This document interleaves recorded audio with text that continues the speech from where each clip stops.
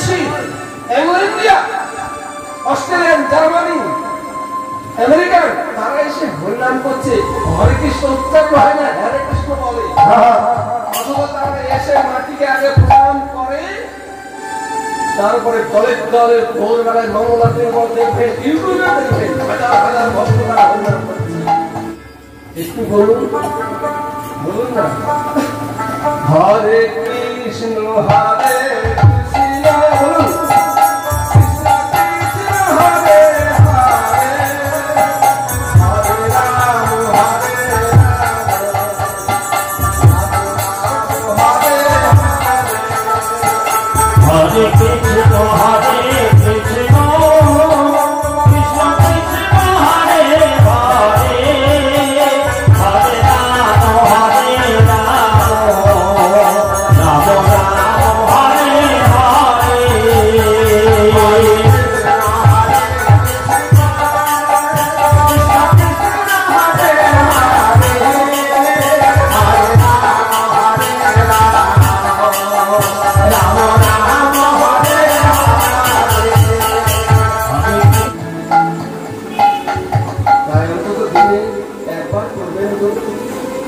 দশে পাঁচে মিলে নিজ দাঁড়াতে বসিয়া হরিনাম করে সরে হতে পারি না দশে পাঁচে মিলে নিজ দাঁড়াতে বসিয়া কে আসবে তার দিকে তাকাবে নিজে নিজেই করুন না ছেলে মেয়ে বাড়ি পায় কিনা দশে পাঁচে মিলে নিজ দাঁড়াতে বসিয়া হরিনাম করে সরে হতে পারি না প্রেমানন্দে মেতে হরিবালা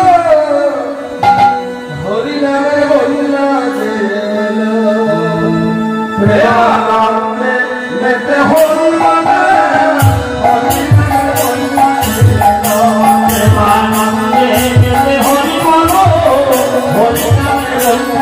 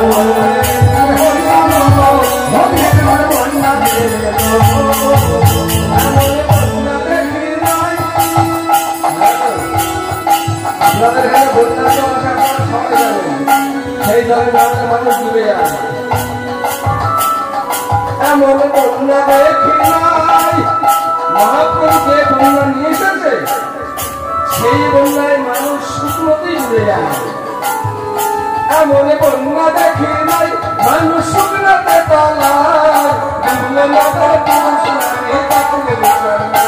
মনে বন্যা দেখি নাই মানুষ শুকনাতে তলায়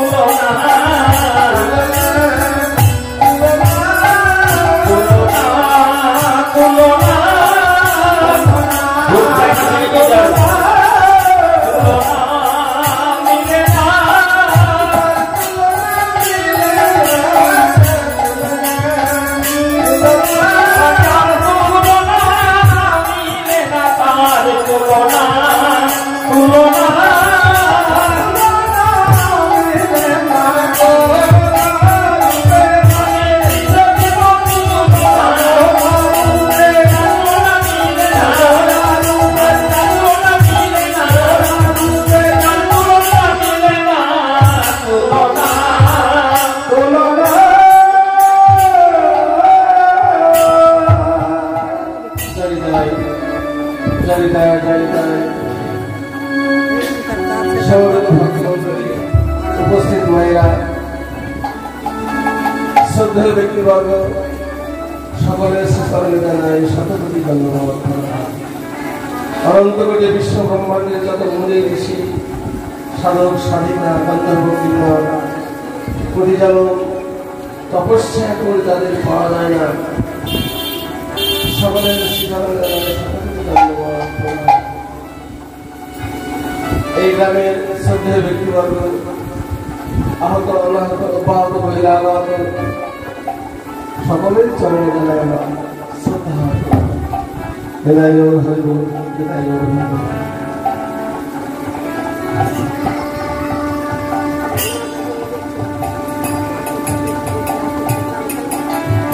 আজকে আমরা এই গৃহে সম্প্রদায় নিয়ে সমবেত হয়েছি।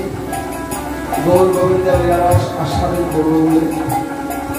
দেখুন, হরিকথা কৃষ্ণকথা সবার মধ্যে হয় না।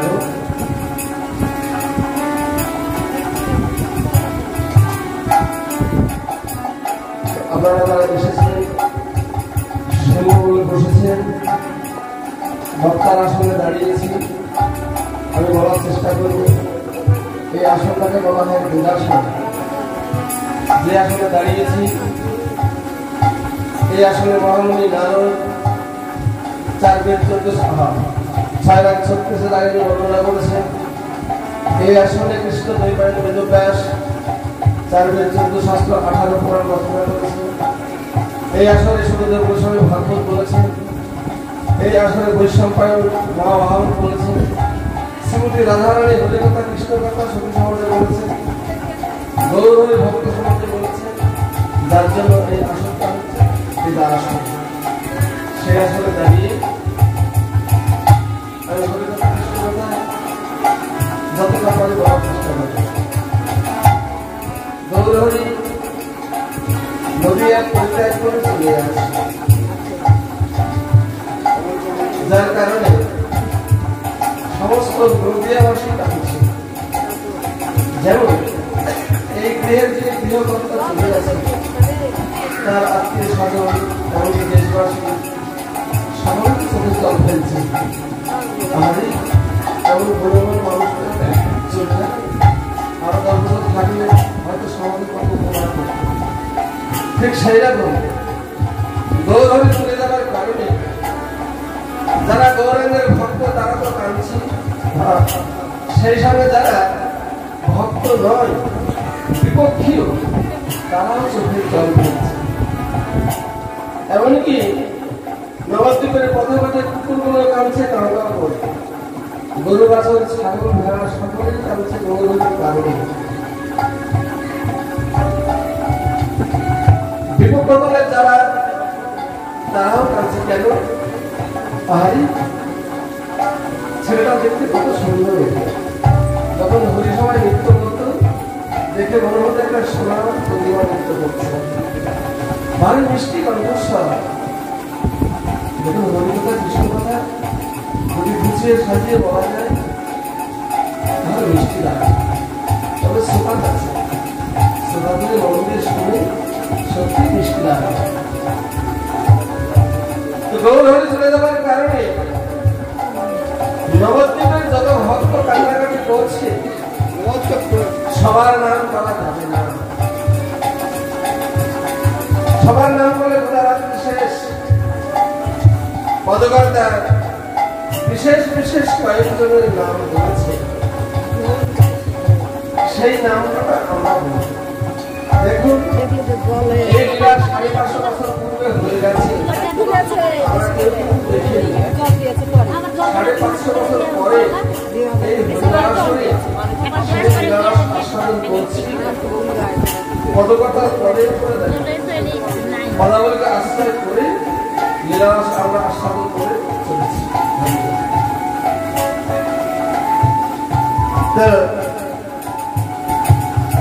প্রথমে কার নাম বললেন? পদকর্তা। নবদ্বীপের তিনি সবচাইতে বয়স্ক অদ্বৈত আচার্য। আপনারা নিশ্চয়ই বুঝতে পারবেন এই মোড়ে দেখলাম প্যান্ডেল হচ্ছে কিন্তু হবে মনে হবে হরিবাসন হবে মনে হবে প্যান্ডেল দেখে সেই হিসেবে আপনাদের কীর্তন স্বর অভ্যাস আছে অতই আপনারা বুঝতে বাকি থাকবে না তবে আমাদের এই এলাকায় মনসামঙ্গল গান বেশি প্রচলিত এটা আমি জানি আপনারা হয়তো চিনতে আমি জানি না একটু ভালো করে দেখলে আমাকে চিনতে পারবে এই গানে আমি বহুবার এসেছি বহু বছর যাই হোক সেটা আমার শেষের দিকে বলবো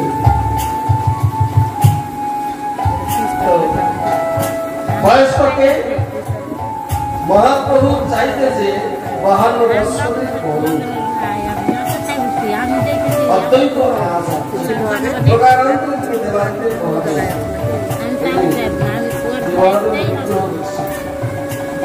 হিন্দু ধর্মের 5টা পদ্ধতিতে পুজো করে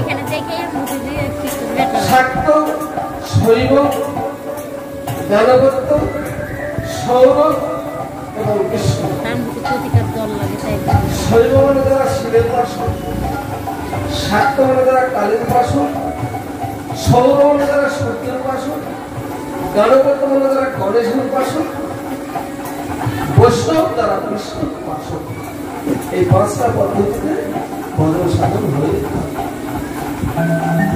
মহাজনীয় পদকে অনুসরণ করে 12টি মহাজন আমাদের সর্বধর্ম পাওয়া যায় এদের যত লীলা খেলা সব আমাদের আলোচ্য বিষয় বস্তু স্বয়ম্ভু নারদ শম্ভু কুমার কপিল বনু প্রহ্লাদ জনক ভীষ্ম বলির্বায় সতীর্বয়ম স্বয়ম্ভু মানে ব্রহ্মা শম্ভু মানে শিব ঠাকুর নারদ মানে নারদ ঋষি কুমার মানে শরৎ কুমার কপিল মুনি এবং মনু দত্ত মানে প্রহ্লাদ জনক মানে সীতার বাবা জনক রাজা ভীষ্ম মানে বিশ্বদেব মহাভারত মানে বিশ্ব বলি মহারাজ ব্যাস মানে ব্যাসপুত্র সুখদেব গোস্বামী এবং যমরাজ এই 12 জনের মূর্তিকে পুজো করতে হয় তো যার কথা বলছি স্বয়ম্ভু শম্ভু সেই দেবাদিদেব মহাদেব কলিযুগে অদ্বৈত রূপে তিনি এসেছেন তিনি কাঁদছেন চোখের জল ফেলে দেখো কাঁদছে না অদ্বৈতা আর শিবা সে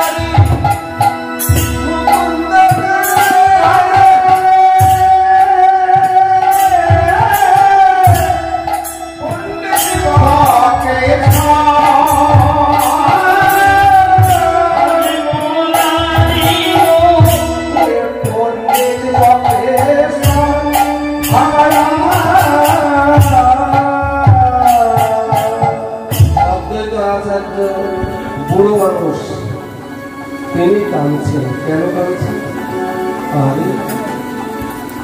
এই কলিকালে অনাচারী দুরাচারী গদাচারী ব্যভিচারী কৃষ্ণ ভোলা বহির্মুখী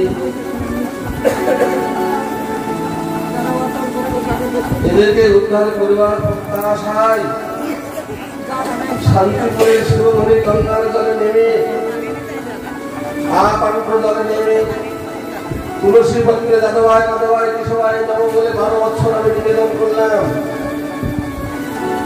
অহংকার দিয়ে দিয়ে ডাকলাম এসো এসো হে কলক বিহারী অনাচারী দুরাচারী গদাচারী ব্যভিচারী কলির এদের দুরবস্থা দেখে আমি তোমায় আহ্বান করছি এসো এসো এসো হে গোলক বিহারী শিরোধনী গঙ্গায় ব্রহ্ম মহন্তে আকণ্ঠ জলে নেমে উচ্চ শহরে ডাক দিচ্ছে সেই গোলক বিহার গোবিন্দকে। পাশের নবদ্বীপ সমাজে যারা বৈষ্ণব তারা বলছেন ঠাকুর মশাই আপনি কাজে রাখছে, দেখছো না আমি কাজে রাখছি। সেই গোলক বিহারী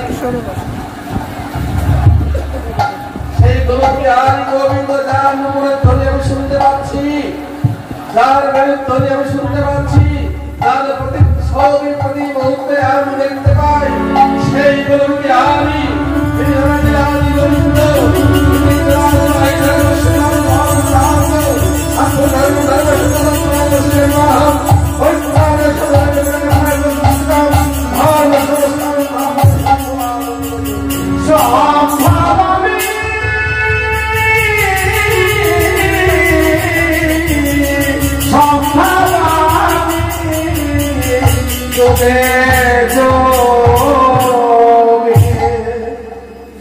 জগতের বুকে যখন পরিপূর্ণ হয়ে যায় সেই সময় তো তার আবির্ভাব ঘটে।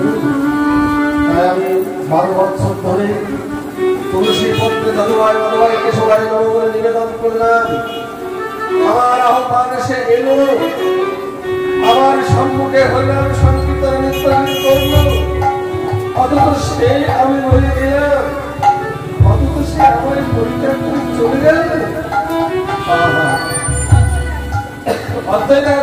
এই হচ্ছে আক্ষেপ। আমি আগে এলাম, আমি রয়ে গেলাম, সে পরে এলো, আমাকে রেখে চলে গেল। কোন বাবা মার যদি সন্তান মারা যায় সেই বাবা মার কি দুঃখ, কি যন্ত্রণা। কারণ পুত্র সমস্নেহ নাই, দৈব সমবল, পিতা সমবন্ধ নাই, ব্যাধি সমফল। পুত্রের চাইতে স্নেহের কিছু নাই। সেই পুত্র পিতা মাতাকে দেখবে, তারা পুত্র যদি বাবা মা করেছে চলে যায়, সেই মায়ের কি ব্যথা কি বেদনা যার হচ্ছে সেই জানে। তাই আপনার তো আজাদ কান্নাকাটি করছেন, আমি তাকে বলিয়ে এলাম, অথচ সে চলে গেল। আরো কে কাঁদছি না, কাঁদিছে না হরি দাস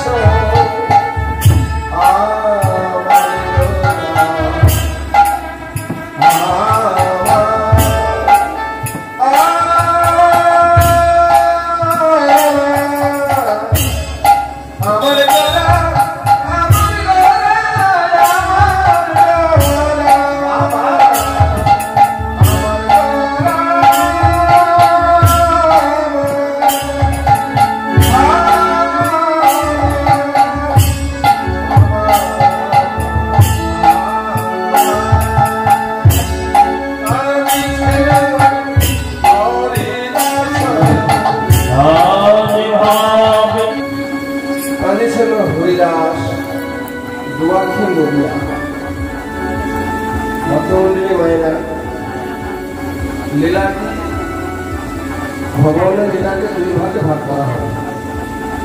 এক হচ্ছে মুখ্য রসের লীলা, এক হচ্ছে গৌণ রসের লীলা।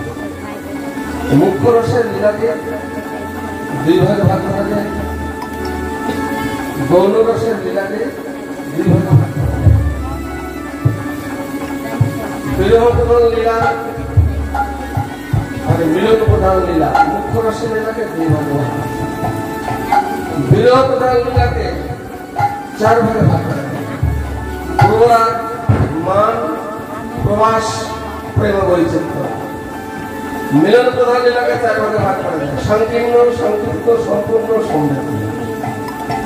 এদেরকে আবার প্রত্যেককে 8 ভাগে ভাগ করা যায়। 4 × 32, 4 × 32, 64 প্রকারের মুখ্য রসের লীলা। আর প্রত্যেকটা লীলার আলাদা আলাদা গৌর চন্দ্রিকা। এটা রীতি বা নিয়ম আছে, গাইতে হবে। আমরা যে লীলাকে আস্বাদন করছি, বিরহ প্রধান লীলার একটি পাঠ, সেটা হচ্ছে মধুর লীলা। সেই লীলার গৌর চন্দ্রিকা আমরা আগে গাইছি। কেন? এটা গাইতেই হবে, রীতি আছে। নরোত্তম দাস ঠাকুর মহাশয় আপনাদের বাড়ির পাশে এই খেতরিটি, আমার বাবারা বলতো খেতরিতে তাকে দিত।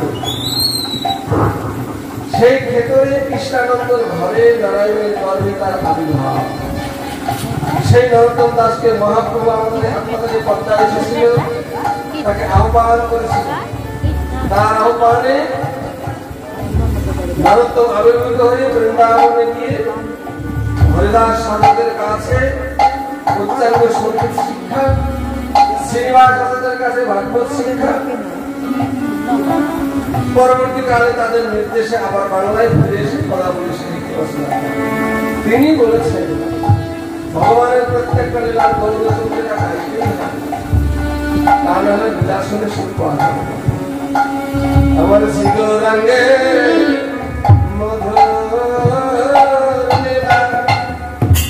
একবারে জারি করে দে প্রবেশী শিগৌরাঙ্গ লীলারস না আস্বাদন করলে ব্রজলীলারস আস্বাদন করে সুখ পাওয়া যাবে না।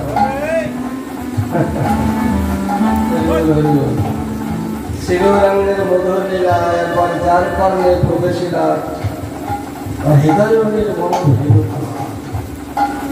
এই হৃদয়ের কতগুলো ময়লা বাস করে, ময়লা বাস করে। চৈতন্য চরিতামৃতে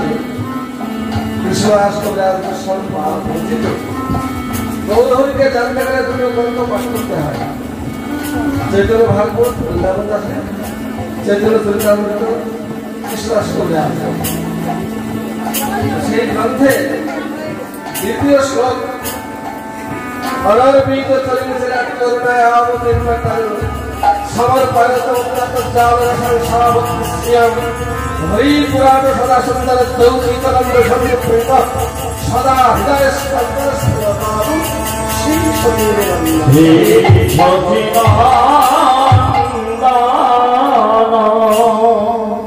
পাহাড়ের ভিতরে বড় বড় গর্ত বা গুহা থাকে, সেখানে নানা জাতের পশু থাকে।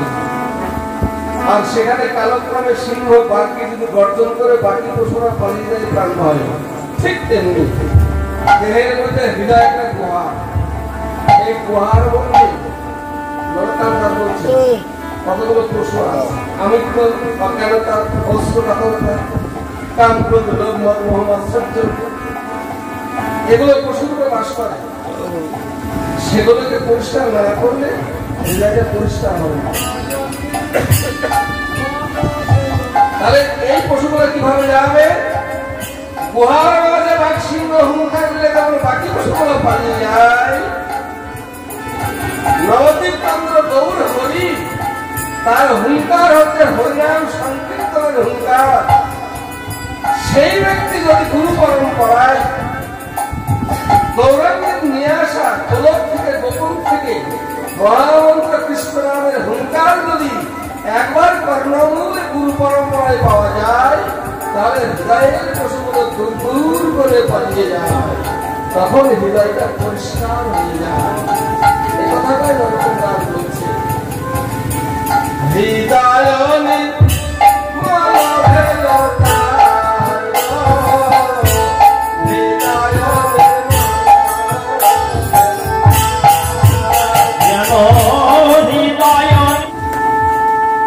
আচ্ছা, আমাদের কলিকে বলে না ধন্য কলি, ধন্য ধন্য ধন্য কলি যুগ ধন্য, যাহাতে প্রকাশ হল শ্রীকৃষ্ণ চৈতন্য। কোন কলিতে? মন দিয়ে শুনবেন কথাগুলো। আমি একটু আগে বলছি হরি কথা, কৃষ্ণ কথা যদি বক্তা বুঝিয়ে বলতে পারে এবং শ্রোতারা মন দিয়ে শুনবে, তবেই মিষ্টি হবে। শ্রোতা শুনছে না, বক্তা বলছে, মিষ্টি লাগবে না। বক্তা ভালো বলছে না, শ্রোতা শুনছে, মিষ্টি লাগবে না। যেখানে বক্তাও বলছে, শ্রোতাও শুনছে, সেখানে হরি কথা মিষ্টি লাগবে। ধন্য ধন্য ধন্য কলিযুগ ধন্য, যাহাতে প্রকাশ হইল শ্রীকৃষ্ণ চৈতন্য। না না, শুধু শ্রীকৃষ্ণ নয় তো? নিত্যানন্দ মহাপ্রভু, অদ্বৈত মহাপ্রভু, শ্রীবাস গদাধর, জয়গুরু সনাতন ভট্টাচার্য, শ্রী গোপাল ভট্ট দাস রঘুনাথ, 64 মাহান্ত, এরা তো সকল বলে সকলে এসেছে এই বলিতে। হরিবল হরিবল। তাহলে বলিতে ধন্য হবে না? কোন কলি? সপ্তবিংশতি কলি ইতিপূর্বে চলে যাচ্ছে। এটা হচ্ছে অষ্টবিংশতি কলি। এই কলিতে মানে 28 বারের কলি। এই কলিতে গৌরাঙ্গ মহাপুরুষ সদল বলে এসেছে। সদল বলে এসেছে কেন? কলির মানুষকে নরকগামী থেকে বৈকুণ্ঠগামী করবার জন্য হরিনামের মন্ত্র দ্বারা জগৎবাসীকে উদ্ধার করব। আর এই বলতে দেবতারা পর্যন্ত নররূপে আসতে চেয়েছে কেন না গৌর হরিকে সকল ভজন করব। যার জন্য মহাপ্রভু বললেন ধন্য ধন্য ধন্য কলির ধন্য, যাহাতে প্রকাশ হইল শ্রীকৃষ্ণ চৈতন্য। তিনি প্রতিজ্ঞা করেছেন রায়মাদি অবতারে করেন না অস্ত্র ধরে অসরাজি করব সংহার, তবে অস্ত্র না ধরিব প্রাণে করে না মারিব, চিত্ত শুদ্ধ করিব চিত্ত শুদ্ধ করিব সবার। কিসের দ্বারা? কিসের দ্বারা? নৌকা বিলাসে বলে না নৌকো এসেছে না, বহুদিন নৌকো এসছে কেন? কলির জীবকে নিয়ে যাবে, সবাইকে নিয়ে যাবে। হ্যাঁ, নৌকা তার কত বড় নৌকা। কিসের নৌকা? কাঠের তৈরি নয় রে বা, লোহারও তৈরি নয়। কিসের? না হরি নামের তৈরি। নিয়ে এসেছেন আমার গৌর হরি। হরিবল। প্রভু আমার হরি নামের তৈরি এনেছে, হরি নামে তরি এনেছে, হরি নামে তরি এনেছে, হরি নামে তরি এনেছে। আপন প্রাণ দাঁড়ি হয়ে হরি নামে তরি এনেছে, আপন প্রাণ দাঁড়ি হয়ে হরি নামে তরি এনেছে, আপন প্রাণ দাঁড়ি হয়ে হরি নামে তরি এনেছে, আপন প্রাণ দাঁড়ি হয়ে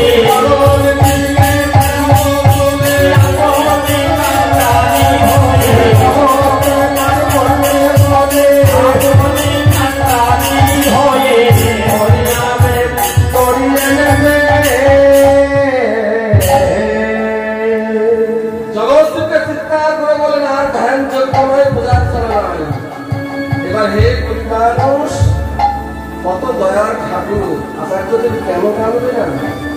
কিন্তু কলি মানুষ যখন চলে যায় মানুষের চোখে জল এমনি আসে, এমনি আসে। মানুষটা চলে যায় গৌরী কারণে আচার্যদেব হরিদাস কাঁদছে কেন? চিৎকার করে প্রথম পতিতের ঘরে ঘরে গিয়ে হরিনাম মহামন্ত্র দান করেছিলেন। বলেছিলেন আর যজ্ঞ করতে হবে না, ধ্যান করতে হবে না, পূজার করা নয়। এবার শুধু হে করি মানুষ তোমাদের উদ্ধার উপায় একমাত্র হরিনাম সংকীর্তন। কি করতে হবে? শুধু হে বাহুবলে নিদায় গৌর হরি এবার সাধন বড় সোজারে ভাই, ভজন বড় সোজা। এবার সাধন বড় সোজারে ভাই, ভজন বড় সোজা।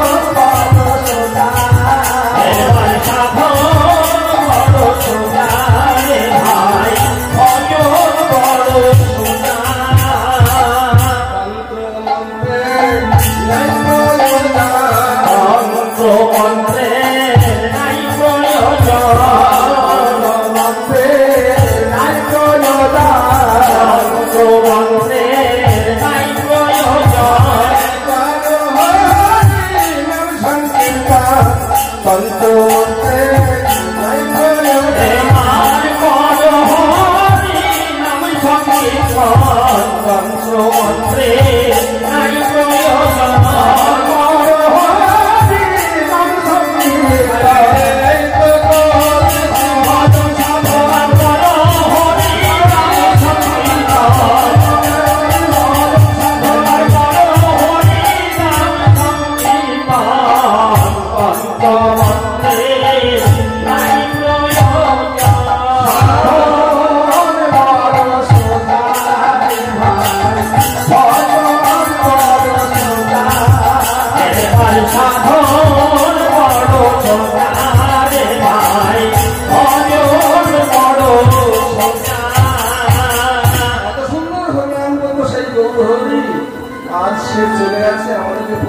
প্রয়োজন নীলাচলের পথে সে চলে গেছে। এই নয়ন আর খুলবো না, নয়ন খুলি জগতের কাকে দিল। তাই হরিদাস বলছে কেঁদে কেঁদে যার পথে যার ছত্র ছড়ায় এত খুশি পেলাম। উড়িষ্যায় যখন লাটার বনের মধ্যে হরিদাস থাকতো, গোবিন্দ দাস থাকতো মহাপ্রভুর সঙ্গে কুন্ডি চাই। ইন্দ্রদুম্ন রাজার স্ত্রী যার নাম কুন্ডিতা দেবী, যেটাকে জগন্নাথের মাসির বাড়ি বলা হয়, সেখানে মহাপ্রভু 12 বছর ছিল। তখন হরিদাসকে রাখা হয়েছিল লাটার বনে, কারণ ওকে মানুষ জানলে বাঁচিয়ে রাখতো না। গোবিন্দ দাসকে দিয়ে মহাপ্রভু প্রতাপপুত্র রাজা তখন উড়িষ্যা, ওকে বলে জগন্নাথ একটা প্রসাদের ঝালি রাখা থাকতো। গোবিন্দকে বলে ওই প্রসাদের ঝালি নিয়ে এসে মহাপ্রভু প্রসাদ পেত। তারপরে হরিদাসকে প্রসাদ দিয়ে আসতো গোবিন্দ চুরি করে, তারপরে গোবিন্দ নিজে পেত। সেই হরিদাস মহাপ্রভু প্রভু মনে হয় তুমি লীলা পরিবর্তন করে চলে যাও। হ্যাঁ, দেখতে দেখতে তাই কি এইদিকে সতী রাইয়ের আরেকজন কাঁদে দেবী বিষ্ণুপ্রিয়া বিজয়ঙ্গ আছাড়ি আর গৌর হরি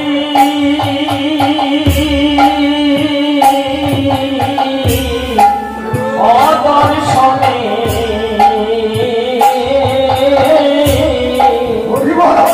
দেখো কাঁদে দেবী বিষ্ণুপ্রিয়া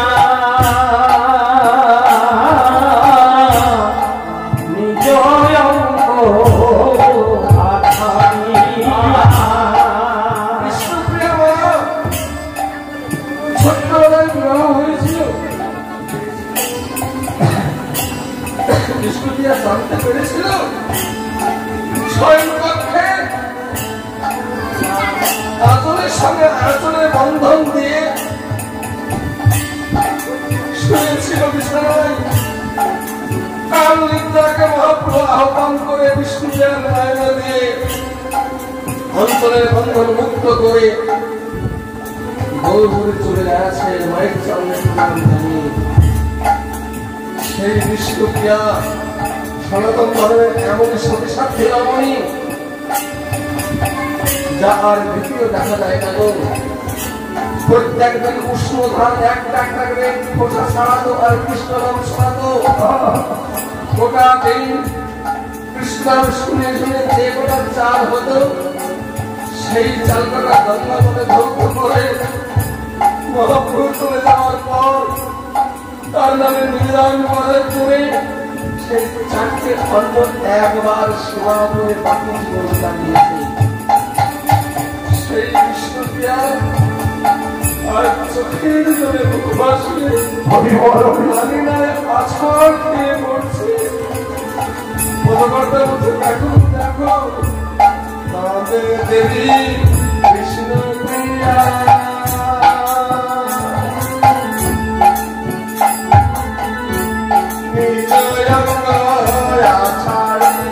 আর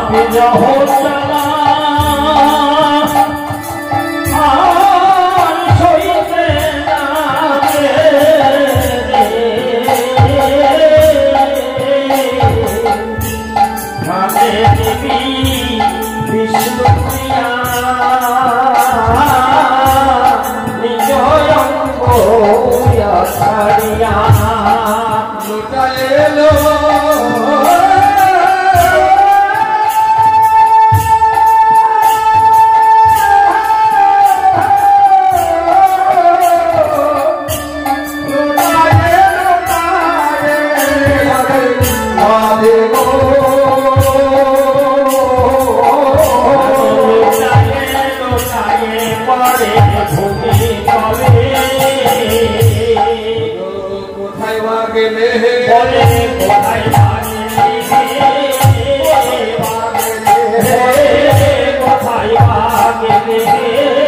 কোথায় বাগেলি ফুলে ভাষায় দিলে কোথায় বাগেলে অকুল ভাষায় প্রভু কোথায় বাগেলি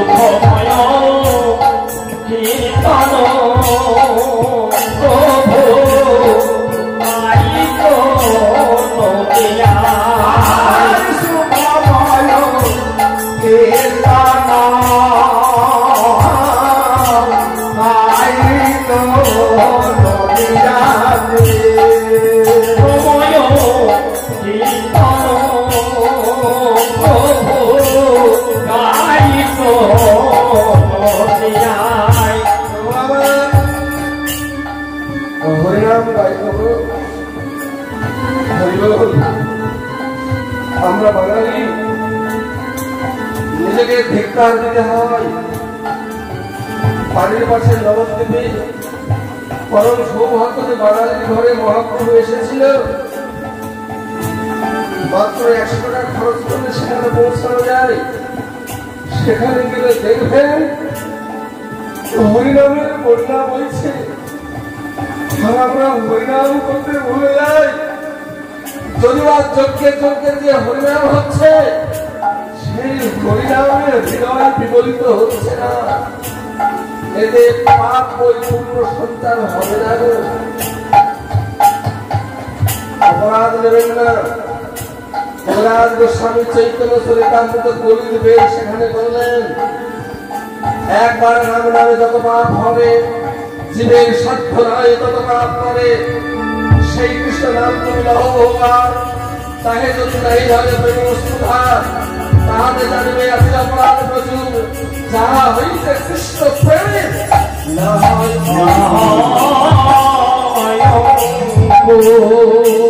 যে হরিনাম করতে গেলে হৃদয় বিগলিত না হয়, দুপুরা নয়নের বাড়ি হরিসভায় না পড়ে, অমল কীর্তন করুণা, অমল কীর্তন করুণা। আমার এই জগতের গুরুদেব আপনাদের সকলের ছিলেন। তিনি আমাকে বলেছিলেন, প্রহ্লাদ কীর্তন করতে চোখের বাকি হরিসভায় না পড়ে, সেই হরিবাসন অপবিত্র থাকে। কারণ তুমি দাস, সে তোমার প্রভু, তাকে ডাকতে গেলে তামেশা করে উল্লাস করে ডাকা হয়। আমার বাড়ির সামনে যজ্ঞ হচ্ছে, সেখানে বসতে পারে না এমন এমন যারা সুর ব্যবহার করে। মেজরিটি মার্ক দিলেন, আমি ভোটে হেরে যাবো বলতে গেলে। তাই মহাপ্রভু সেই হরিনাম জগৎকে দিয়ে গেলেন, যে হরিনাম উত্তরবঙ্গে যখন আমরা কীর্তনে যাই, দিনাজপুর, কুচবিহার, দিনহাটা, ওই বীরভূম, উত্তরবঙ্গকে গেলে হাইরে হরিনামের প্রেম। চৈতন্য মহাপ্রভু প্রথম পূর্ববঙ্গে তপমিশ্রকে হরিনাম দান করেছিলেন। সেই হরিনাম ওরাও গায়। কোলাকুলির জোড়া যদি প্রেমে একেবারে তারা বৃহত্তর হয়ে যায়, সে প্রেম কোথায় গেল? আজ নবদ্বীপে যারা বিদেশি, Anglo India, Australian, Germany, American, তারা এসে হরিনাম করছে। হরে কৃষ্ণ উচ্চারণ হয় না, হরে কৃষ্ণ বলে। অথবা তারা এসে মাটিকে আগে প্রণাম করে, তারপরে কলেজ দলের ভোরবেলায় মঙ্গলাতে দেখবেন, ইউটিউবে দেখবেন, হাজার হাজার ভক্ত তারা হরিনাম করছে। আমার হরিনামে তাদের ছেলে ঘুরে গেল,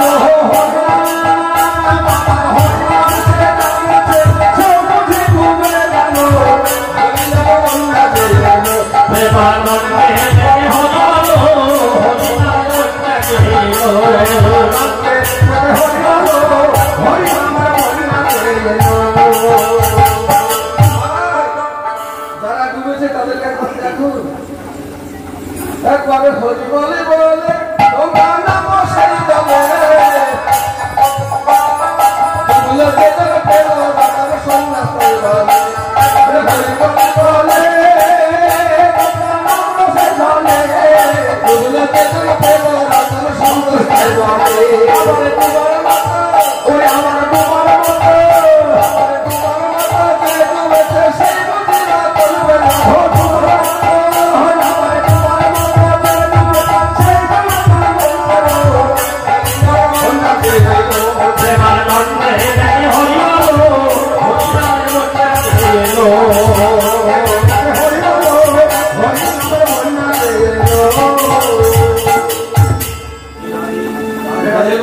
এগুলোকে রেখে মনটাকে নিয়ে যেতে হবে সেখানে। আচ্ছা, ব্রজধামে আপনারা তো গিয়েছেন নাকি? বৃন্দাবন জাননি? কেউ জাননি নাকি? গিয়েছেন বলছেন না? বৃন্দাবনে আমি দুবার গিয়েছিলাম।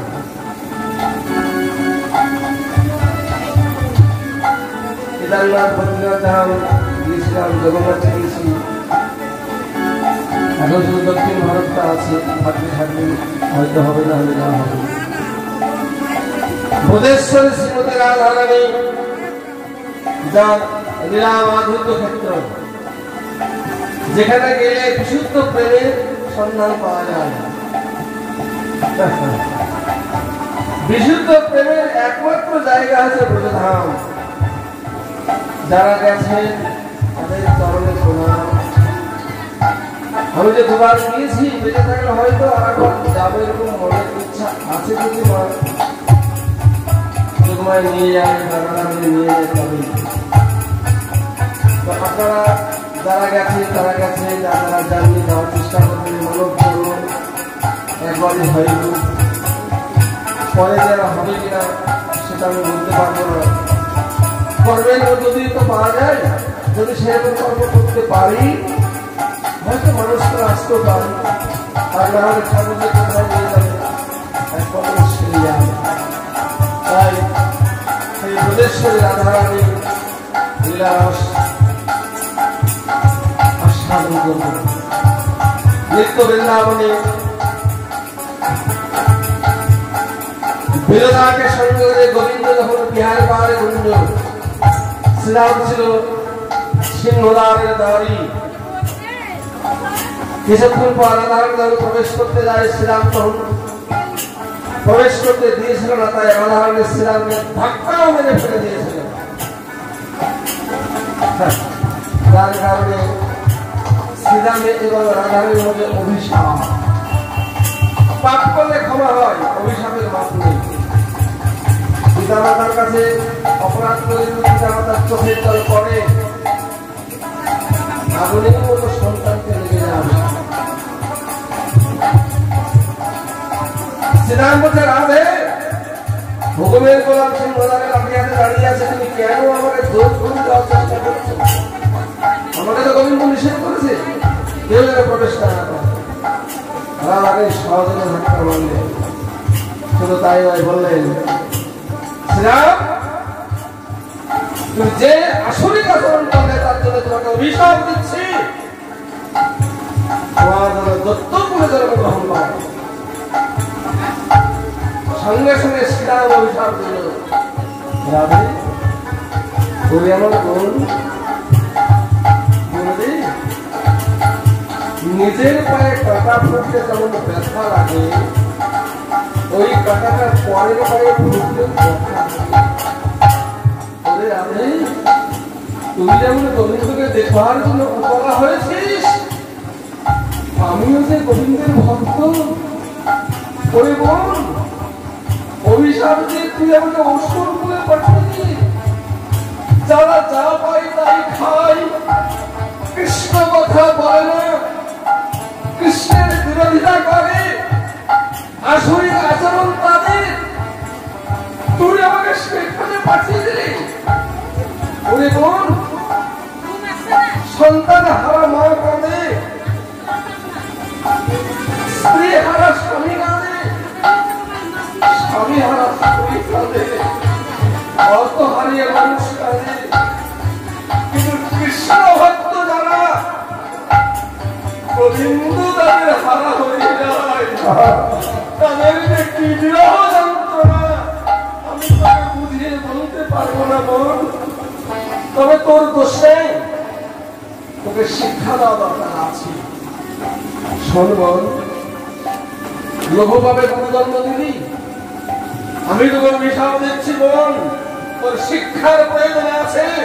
যে গোবিন্দকে দেখবার জন্য তুই করা হয়েছিস, সেই গোবিন্দকে পরিত্যাগ করে 100 বছর জন্য ব্রজধাম ছেড়ে মথুরায়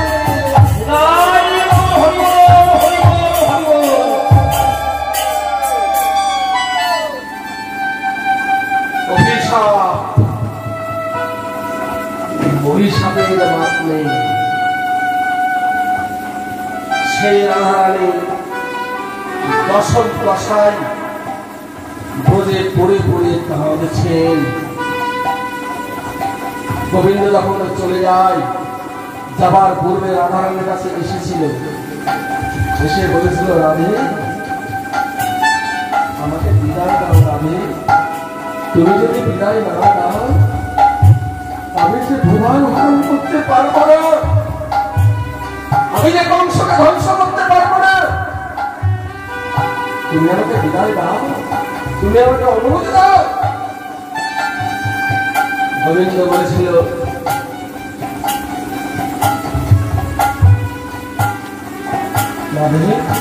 বন্ধু তুমি চলে গেলে কি নিয়ে থাকবো, আমি কি নিয়ে বেঁচে থাকবো?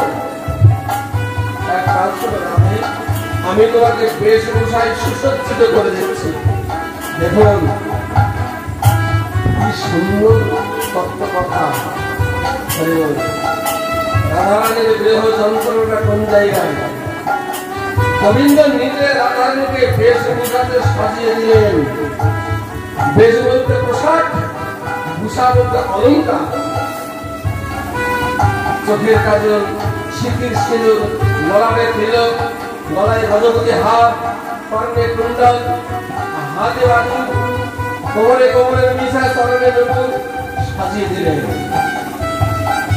100 বছর ধরে বিরহ যন্ত্রণায় কাঁদছেন সুমিত্রা রাধারানী। সখীদেরকে ডেকে ডেকে বলছে, সখীরে যতগুলো অলঙ্কার গোবিন্দ আমাকে পরিয়ে দিয়ে গিয়েছিল, তার মধ্যে একটি অলঙ্কার আমার হারিয়ে গেছে। বলছে, কোন অলঙ্কার? কেঁদে কেঁদে চোখের কাজল খুলে চলে গেছে। আর গোবিন্দ নিজ হাতে গজবতে হার পরাতে গিয়ে, তরলা সোজা করতে গিয়ে তার কনিষ্ঠ আঙুলের নখাঘাতে বাম পয়ধর ক্ষতচিহ্ন হয়ে গিয়েছিল। আর সেই পয়ধর দেখি আর নয়ন জলে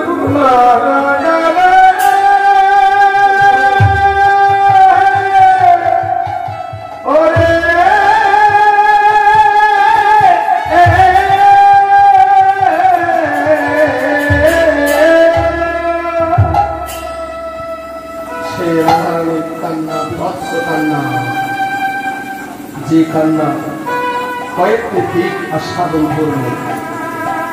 তাই আপনারা মাধুর্য মন্ডিত লীলারস আস্বাদন করতে গেলে রাধারানীর জয় ধ্বনি করতে হবে।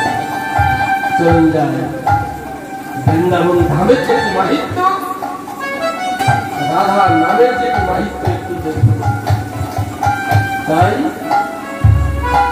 বৃন্দাবনে পথে পথে রাধা বৃন্দাবনের পথে পথে গাইব রাধা বৃন্দাবনের পথে পথে গাইব রাধা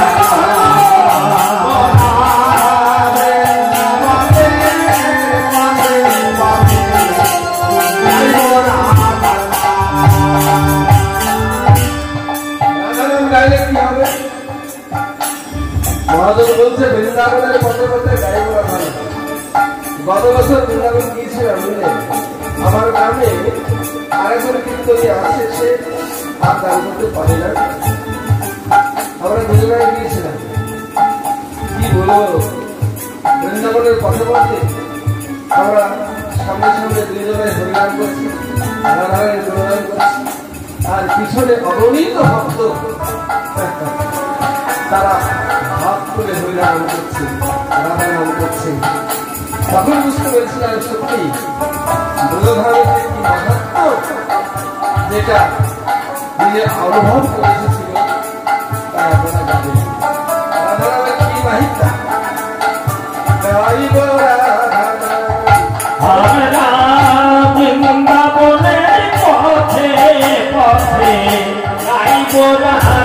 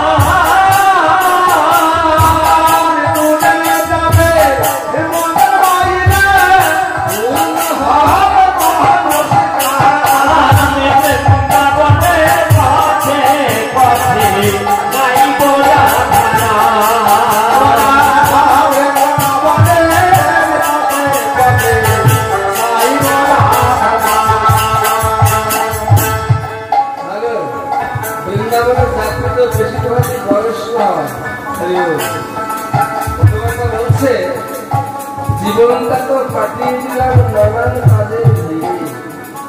হে রাধে, সংসারের মায়া জালে ছেলে কি খাবে, মেয়ের কোথায় ভালো পাত্র পাও, দুটো বাড়ি করবো, 5টা গাড়ি করবো, ব্যাংক ব্যালেন্স করবো, এই করতে করতে আমার কখন যে 70 বছর 75 বছর বয়স হয়ে গেছে আমি নিজে বুঝতে পারিনি। আস্তে আস্তে আমার কর্মক্ষমতা হারিয়ে যায়, এখন আমি আর কিছু করতে পারি না। কিন্তু আমি বুঝতে পেরেছি এতদিনে যে কোনটা সার আর কোনটা অসার। এতদিন যাকে আমি আঁকড়ে ধরেছিলাম, কশ্যপতা কশ্যপুতা কশ্যপ্রাতা সহদারা কায়ে প্রাণ সামান্যতা কশ্য করে দিল না। যাদেরকে আপন করেছিলাম তারা কেউ আপন নয়। এখন বুঝতে পেরেছি হে রাধে, একমাত্র তোমার মাতুল চরণ হচ্ছে সঠিক জায়গা। জীবনটা তো কাটিয়ে দিলাম নানান কাজের ভিড়ে, আমি জীবনটা তো কাটিয়ে দিলাম নানা কাজের ভিড়ে। আমার জীবনটা তো কাটিয়ে দিলাম নানা কাজের ভিড়ে। এখন অন্তিমতে আশার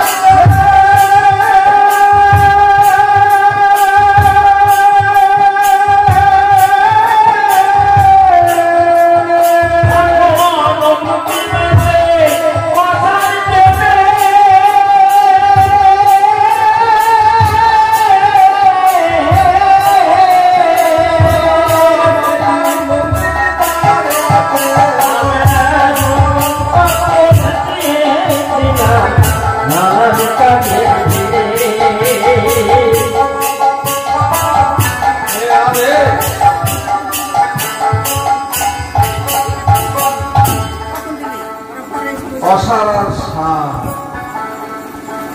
একটু ভিক্ষা দাও রাধে, অনুরাগের ছোঁয়া দাও রাধে। তোমার কৃপা পেলে চৈতন্য জাগবে, চৈতন্য জাগলে প্রেমের উদয় হয়, প্রেম গাঢ় হলে অনুরাগ সৃষ্টি হয়, অনুরাগ থেকে কৃষ্ণ বীজ অঙ্কুর হয়, আর কৃষ্ণ বীজ অঙ্কুর হলে হরিবাসরীকে কৃষ্ণ কথা শুনে হৃদয়ের দ্বারা নয়নের বাণী রূপে ফেলে দিলে মনের ক্ষুধা দূর হয়। তাই বলছি রাধে, একটু অনুরাগ ভিক্ষা দাও। এখন ভিক্ষা পাত্র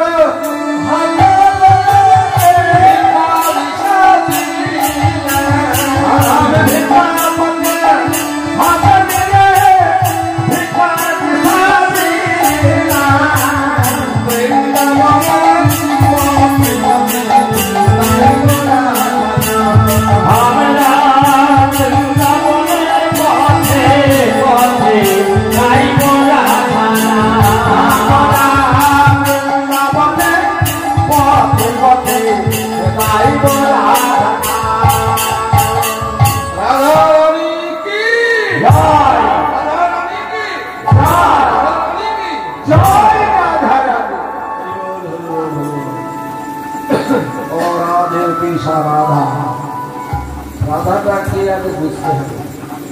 ভুল করে দেবে রাধা বলে কোনো মেয়ে মানুষ ভাববেন না, আর কৃষ্ণ বলে কোনো পুরুষ মানুষ ভাববেন না। আজ থেকে 500 বছর পূর্বে সিঙ্গেল কৃষ্ণ মূর্তির পুজো রাজস্থানে সোমনাথের মন্দিরে এখন শুধু কৃষ্ণের পুজো হয় বস্ত্র দিয়ে। চৈতন্য মহাপ্রভু যদি না আসত, ব্রজ লীলারস কি জিনিস আমরা তো বিধানই না। নিত্যানন্দ মহাপ্রভুর কথাই চৈতন্য মহাপ্রভু যখন দক্ষিণ ভারতে নেমে যায়, বাসুদেব সার্বভৌমের সঙ্গে সাক্ষাৎ হয়। বাসুদেব সার্বভৌমকে প্রশ্ন করেছিল, সাধ্য ভক্তি কাকে বলে, সাধন ভক্তি কাকে বলে, দয়া করে আমাকে বোঝান। তিনি বলেছিলেন, নিমাই 24 বছর বয়সে তুমি সন্ন্যাস ধর্ম গ্রহণ করেছ, তোমার বেদান্ত যারা প্রয়োজন আছে, তো তুমি বেদান্ত শুনবে? হ্যাঁ শুনবো। আমি বলছি শোনো। তখন বাসুদেব সার্বভৌম তার 11,000 শিষ্য, ভারত বিখ্যাত প্রখ্যাত পণ্ডিত, তিনি বেদান্ত বলে যাচ্ছেন। 5 দিন 7 দিন শোনার পর মহাপ্রভু বলেছিল, আপনার বেদান্তে একতরফা শঙ্করাচার্য মত বলে চলে যাচ্ছেন, এই বেদান্ত সঠিক নয়। আপনি আমাকে বোঝান, সাধ্য ভক্তি কাকে বলে, সাধন ভক্তি কাকে বলে। তখন বলেছিল, নিমাই আমি তোমার স্বরূপ দেখতে চাই। নিমাই সম্মুখে বসে আছে, আচার্যদের বৃদ্ধ বলে বসে, নিমাইয়ের 24 বছর সম্মুখে বসে আছে। হঠাৎ তাকে দেখছে কখনো রামচন্দ্র, কখনো নিমাই, কখনো মুরলীধর কৃষ্ণ, কখনো ধনুধারী রামচন্দ্র। স্বরূপ দেখে লুকিয়ে পড়লেন। লুকিয়ে পড়ে সতী তনয়াষ্টম গাইলেন। এটা প্রথমে গাইলেন, উজ্জ্বল বর্ণ মনোরম দেহা বিলসিত বিলসিত ভাব দিয়া সতী তনয়াষ্টম। তিনি বলেছিলেন, তুমি দক্ষিণ ভারতে নেমে যাও, চিন্তা যদি আমার ভুল না হয়, দক্ষিণ ভারতে আছে রামানন্দ পট্টনায়ক, তার কাছে গেলে সাধ্য ভক্তি সাধন ভক্তি বুঝতে পারবে। সেখানে যখন নেমে গেলেন, তৎকালীন মহাবৈষ্ণব সত্য গোলাঙ্গ নিম্বার্গ রামানন্দ পট্টনায়ক এদের কাছে গিয়ে জানতে পারলেন, ভারতবর্ষের 100 বছর পূর্বে যুগল ভজন প্রণালী পদ্ধতি প্রচলিত ছিল। তাদের গতিকে ভারতবর্ষ যখন বিদেশে শাসন করে, সেই সময় তারা বৃন্দাবনকে ভেঙে তছনছ করে দিয়েছে এবং জঙ্গলায় পরিণত হয়ে গেছে। সেই যুগল ভজন প্রণালী পদ্ধতি যদি পুনরায় আনা যায়, তাহলে একটা ভাব আন্দোলনের মধ্য দিয়ে জগৎ শিক্ষা দেওয়া যায়। তাই মহাপ্রভুর কৃপায় যুগল ভজন প্রণালী পদ্ধতি পরবর্তীকালে পাওয়া গেছে, আগে ছিল না। রাধা কি জিনিস, কৃষ্ণ কি জিনিস, আলাদা বহু তত্ত্ব অনেক সময় লাগে, সেটি যাচ্ছি না। অনলি ফর কৃষ্ণ বলতে কি বোঝায়, রাধা বলতে কি বোঝায়।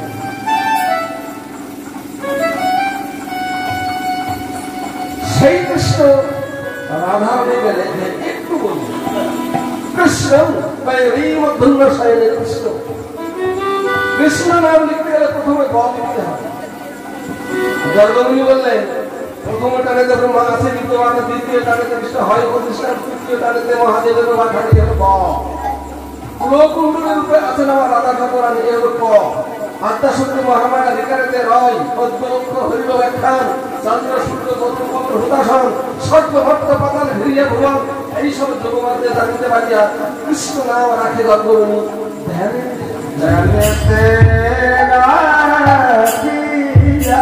সবকিছু কারণ যদি জগৎ হয়ে থাকে, জগতের কারণ তার লাভেরই সব কৃষ্ণকে রাধা ঠাকুরা, যার মধ্যে রক্ত নেই, মাংস নেই, স্কেলেটন নেই, হার্ট নেই, ভাবের বিগ্রহ মনে ঋষিরা সৃষ্টি করেছেন ভজন করবার জন্য, ভজন স্মরণ করবার জন্য, ভুল করে নারী বা পুরুষ সেই কৃষ্ণ লীলাকারী জগৎ শিক্ষার জন্য লীলা করেছেন। সে চলে গেছে বৃন্দাবন ত্যাগ করে, তাই রাধারানী আক্রান্ত করে কাঁদছেন, সখী রে সখী কি করছিস তুই? ললিতা কহে